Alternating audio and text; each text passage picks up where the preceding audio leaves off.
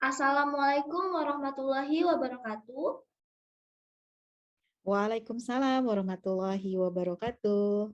Kita ketemu lagi di acara Oke. Q&A Sepu- Eh, seputar permasalahan Gen Z dan Gen Alpha bersama psikolog Ibu Lilis Komariah. Bagaimana kabarnya Ibu Lilis? Alhamdulillah, luar biasa. Selalu semangat. Alhamdulillah. Hari ini kita akan membahas pertanyaan yang mewakili penasaran anak muda, apalagi untuk generasi Gen Z dan Gen Alpha. Langsung saja saya bacakan pertanyaan pertama ya Bu Lilis. Ya, boleh. Pertanyaannya, kenapa sex education penting untuk dipelajari remaja? Iya, bagus sekali pertanyaan ya. Jadi sex education sangat penting dipelajari oleh remaja. Kenapa? Biar remaja itu mengetahui tentang ilmu jenis kelamin. Seks itu kan dalam Indonesia jenis kelamin. Bahwa eh, di dalam di dalam Al-Qur'an atau di dalam yang lain ya keterangan jenis kelamin itu ada dua. Jenis kelamin itu ada laki-laki dan ada perempuan. Tidak ada lagi jenis kelamin yang lain ya. Itu harus tahu dulu pengetahuannya. Itu. Kemudian yang kedua, perbedaan jenis kelamin itu apa? Kok diciptakan wanita, diciptakan laki-laki? Apa sih yang membedakannya? Nah, itu harus tahu. Yang membedakannya adalah kalau laki-laki dia punya alat reproduksi yang biasanya organ seksualnya, alat reproduksinya salah satunya adalah kalau laki-laki penis, ya. Kalau wanita adalah vagina. Nah, itu kan berbeda tuh. Dan nanti bagaimana baik laki-laki dan perempuan bisa untuk menjaga dan merawat organ reproduksinya, menjaga vaginanya, menjaga penisnya untuk laki-laki, ya. Kemudian bagaimana nanti untuk merawatnya misalnya dari kebersihan, ya.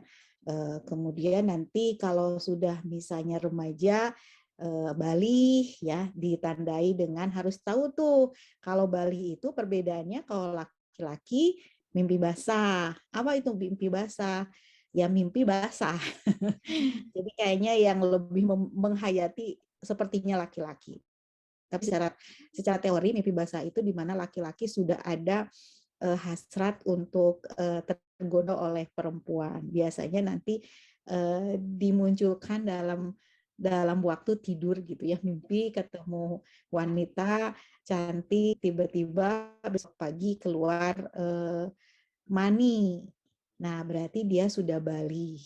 Nah, kalau wanita, kalau bali ditandai dengan menstruasi, di mana si sel telur matang, nanti pecah, kalau tidak dibuahi, akhirnya pecahan sel itu ke rahim, kemudian nanti keluar menjadi darah menstruasi. Nah, itu harus tahu. Nah, si remaja harus tahu nih, kalau sudah balik sel telur, kalau sudah mateng, nanti ada misalnya sperma dari laki-laki, sel telur, nanti ketemu dengan sperma, itu bisa hamil, itu harus tahu. Makanya nanti menjaga aurat, ya, menjaga aurat dari wanita, dari laki-laki auratnya harus dijaga. Kemudian nanti bagaimana menjaga itu tidak terkena misalnya pelecehan seksual baik wanita oleh laki-laki gitu ya atau misalnya laki-laki oleh yang lain gitu ya. Nah, itu bagaimana? Makanya nanti di sana ada beberapa tubuh kita yang boleh dilihat oleh laki-laki, ada beberapa wanita yang boleh dilihat oleh wanita gitu. Misalnya sesama wanita Angel dengan saya. Kalau saya nggak pakai kerudung, rambutnya terlihat boleh. Tapi kalau sama laki-laki tidak boleh, misalnya itu ya. Nanti ada batasan-batasan mana yang bisa dilihat. mana yang tidak. Kemudian karena nanti sudah balik kan laki-laki akan mudah tergoda terangsang oleh wanita. Oleh apa saja itu? Oleh suaranya. Misalnya, oh kamu mah. Nah itu laki-laki akan terangsang, bisa terangsang. Atau dari gerak-geriknya. Misalnya ada perempuan yang nggak pakai jilbab, misalnya gulung-gulung rambut, itu hati-hati. Laki-laki itu bisa jadi tergoda gitu ya. Kemudian dari tampilan bajunya yang menggoda ya.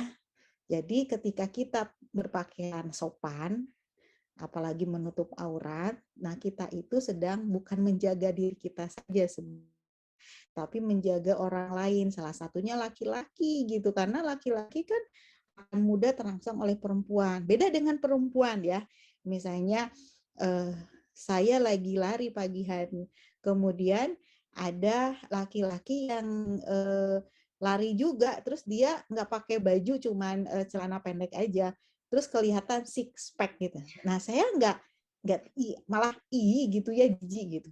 Tapi kalau ada perempuan misalnya kayak luput gitu ya, bajunya ngetat, itu laki-laki awas loh, hati-hati terangsang. Nah itu yang harus diketahui di pendidikan seks. Jadi tahu tadi alat reproduksi, bagaimana menjaganya, dan bagaimana reproduksi itu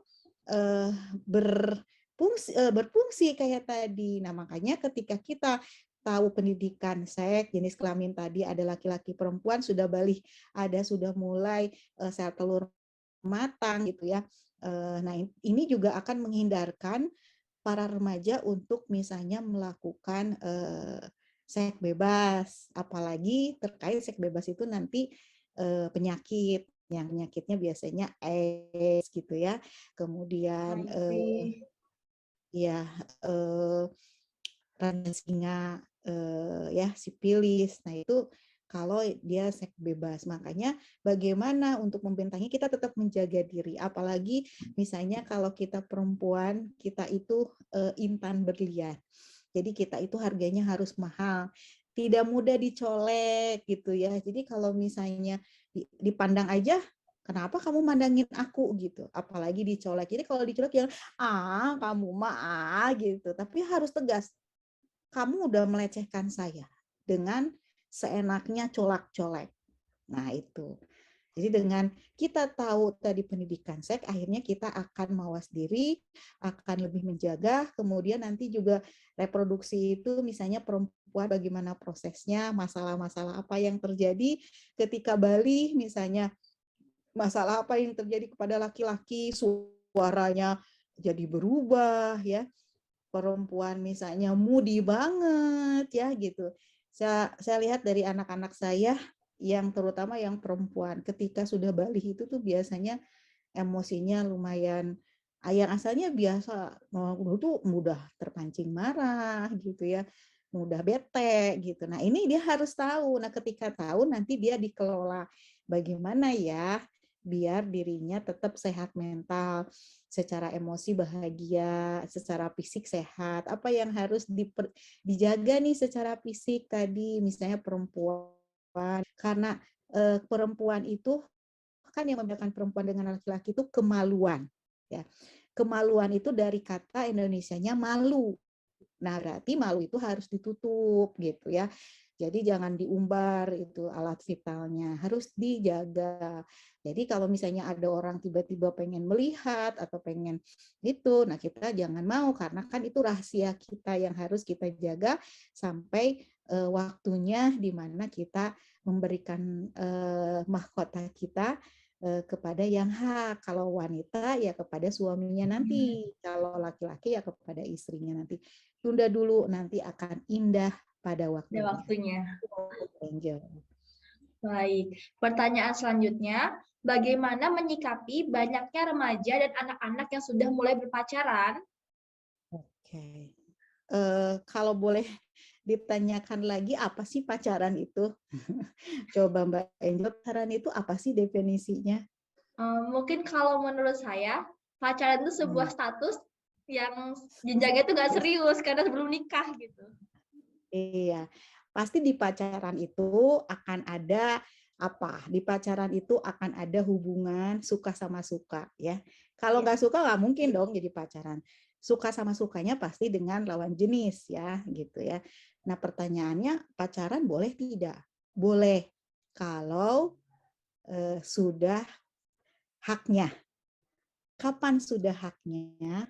Kalau sudah terikat dengan pernikahan. Saya bukan dulu, saya sampai sekarang saya pacaran terus sama suami saya. Enak loh kalau pacaran sudah menikah. Kenapa?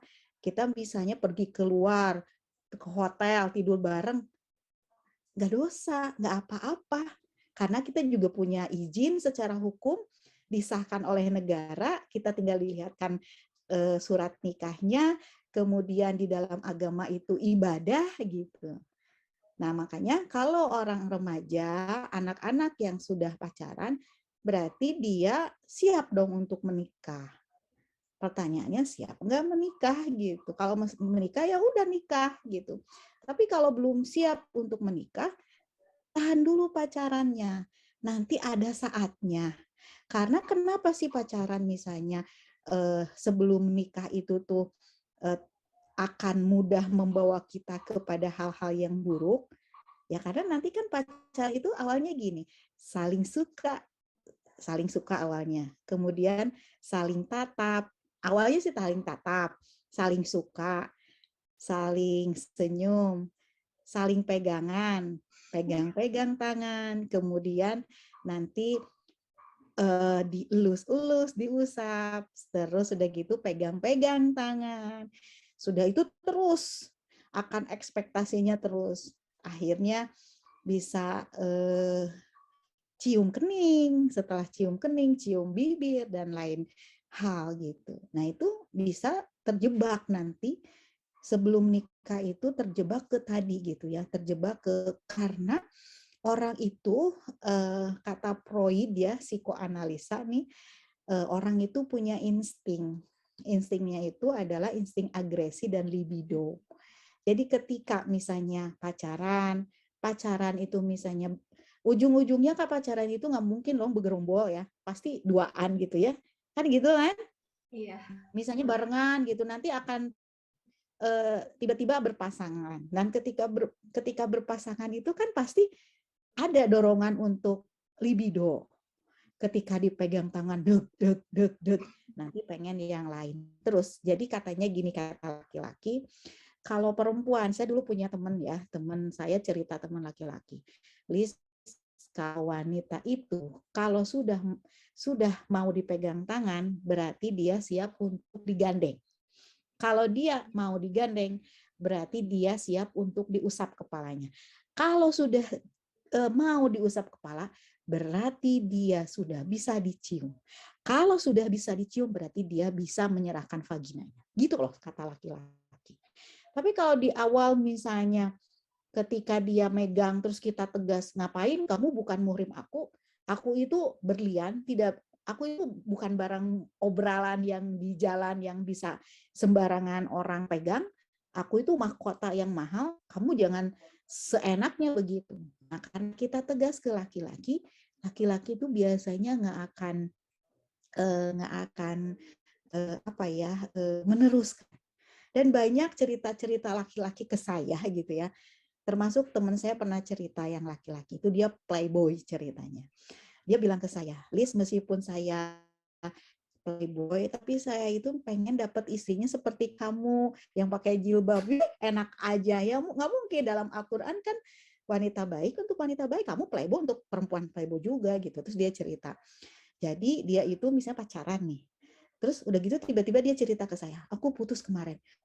Kenapa kamu teh putus gitu? Terus pacarannya aja aku tuh sebenarnya nggak sependapat karena kamu masih sekolah gitu. Terus udah itu putus gitu. Terus saya tanya penasaran kenapa kamu teh mutusin? Iya, karena dia sudah aku dapat. Dapat apa? Ya dapat itunya. Nah, terus yang kagetnya itu teman saya yang laki-laki itu mempromosikan. Ke temannya dia cerita sendiri. Aku kasih ke temanku, Lis katanya gitu. Mau nggak nih barang mas aku katanya. Terus kata temannya, ya deh aku cicipin. Astagfirullahaladzim. Astagfirullahalazim. Masa perempuan seperti makanan dicicip-cicip? Saya tuh pengen menyampaikan kepada perempuannya, tapi saya nggak kenal perempuannya siapa ya gitu. Karena ya yang teman sayanya itu yang laki-laki. Nah itu jadi kalau laki-laki itu udah nggak ada kepuasan lagi kalau perempuannya sudah bisa. Dan ada misalnya kasus ya, kisah nyata. Si perempuannya hamil karena dia sudah jauh gitu, sudah hubungan suami istri. Nah, tiba-tiba dia minta pertanggungjawaban ke laki-lakinya, terus laki-lakinya dengan gampang, kamu dengan aku aja mau, aku mah curiga itu bukan bayi aku, dengan yang lain juga kamu mau, maaf ya, gubrak gitu kan. Nah itu kenapa tadi pacaran sebelum nikah itu banyak ke hal yang tidak baiknya, karena tadi gitu. Jadi punya libido. Nah, kalau yang sudah nikah dua-duaan, gandeng-gandengan gitu ya. Terus libidonya keluar, ya tidak apa-apa. Malah itu kan emang kewajiban gitu. Nah, makanya tahan dulu, tenang. Dan pacaran itu tuh kan ada orang yang bilang, orang remaja itu pacaran itu bisa meningkatkan motivasi belajar. Iya. Bohong. Bohong. Karena pacaran itu pasti saling menuntut. Entah itu laki-lakinya yang menuntut, perempuannya yang menuntut. Perempuannya nuntut, kenapa sih kamu teh nggak ngontak aku? Ya aku teh lagi ulangan, ulangan terus gitu. Terus kau ulang dong, kasih hadiah. Jadi nanti kesedot lah untuk ngurusin tadi kalau laki-laki, dan perempuan juga akhirnya kesedot untuk janjian sama laki-laki dan sebagainya. Tiba-tiba nanti dia lebih percaya kepada laki-laki dibandingkan kepada orang tuanya. Belum tentu si laki-lakinya itu juga baik gitu. Nah itu, jadi makanya ini untuk anak-anak muda, saya juga dulu pernah muda, sama saya juga merasakan, aduh gitu kan, kita kalau misalnya ngeliat itu laki-laki ganteng, nggak apa-apa. Alhamdulillah ya Allah, saya masih normal. Setelah itu sudah, ya sudah saja, sudah. Nanti akan ada waktunya ketika kita punya suami, indah gitu ya. Dulu kalau saya sangat terinspirasi, dulu saya ikutan apa ya, suatu pelatihan ya tentang sex education, terus dijelaskan yang panjang lebar, ada dari kedokterannya, ada dari sisi agamanya. Nah, saya ingat banget bahwa wanita yang suci akan dijaga dan nanti akan mendapatkan laki-laki yang suci. Dan tiba-tiba di pikiran saya terinspirasi waktu itu, saya kalaupun dicium untuk suami saya. Karena tadi itu sesuatu yang pas ketika punya suami itu pacaran kikuk gitu ya, dan surprise banget. Dan ketika sudah nikah gitu, terus kita pergi bareng sampai kelihatannya kan kayak yang kikuk, yang kayak pacaran gitu ya gitu, karena sama dua-duanya juga sama baru lulus kuliah gitu. Sampai ada yang petugas petugas wisatanya bilang, Neng, lamun bobogohan teh entok kaki dating. Jadi terjemahannya gini, kalau pacaran jangan berlebihan gitu. Kasihan ibu kalau terjadi tekdung katanya, kalau terjadi hamil bagaimana. Saya senyum aja dalam hati. Suami saya juga senyum, padahal kita sebenarnya baru menikah gitu. Kah. Dan itu indah banget. Tenang nanti ya, akan diberikan jodoh untuk kita. Akan indah saatnya. Jadi jangan dulu diobral nih untuk perempuan. Dan laki-laki juga nanti jangan gombalin, nanti juga punya istri. Ya, itu tentang pacaran. Jadi jawabannya boleh kalau sudah menikah. Jadi kalau saya ditanya mantan pacar, bukan. Dan saya mah sekarang masih pacaran dengan suami. Asik loh, jadi pergi pacaran berduaan.